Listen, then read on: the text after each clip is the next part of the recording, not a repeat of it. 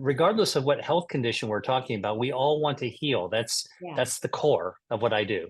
That's right. And that is the core. You're talking about food to help us heal. And I was saying to Dr. Lee that I read in an interview that he said that his mission is to help get people the information they need to heal, to beat disease, right? And I said to him, it's probably also to clear up the misinformation that so many of us are walking around spewing to one another, not really realizing that we're giving out misinformation. So this book is a beautiful piece of research, really. And how did you come up with the idea initially here, Dr. Lee, of like using food as medicine and to encourage people that it actually can beat a disease?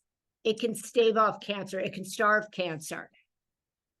Yeah, listen, I grew up in the town of Pittsburgh, Pennsylvania, which is a multi-ethnic town. And I grew up appreciating the foods that all the different cultures, Italians and Greeks and Slovaks and Germans, they all brought to the table. We had folk festivals. And I grew up in a Chinese American family where I also ate. We were very food forward in terms of always thinking about the quality of the food we ate. When I went to college, I became very intrigued by the connections between food, culture, and health.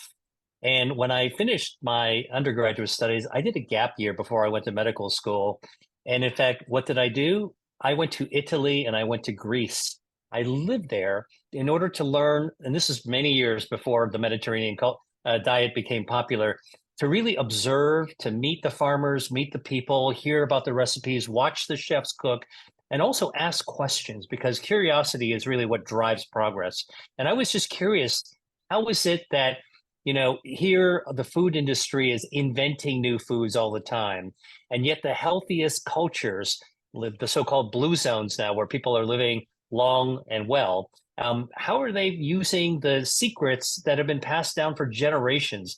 That really intrigued me. Then when I went to medical school, I realized there was no discussion about nutrition or diet, and there was hardly any discussion about health. We were always learning about disease and medicines used to prescribe to be treating them.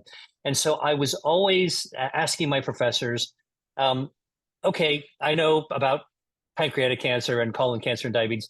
Can you tell me something about health? And the answer I got was, that's kind of a silly question. Health is just when you're not sick. And I found that to be so unsatisfying. Health, our health, your health, Maria, cannot be simply the absence of disease. There had to be an answer. And so that's what I set out in my career to try to figure out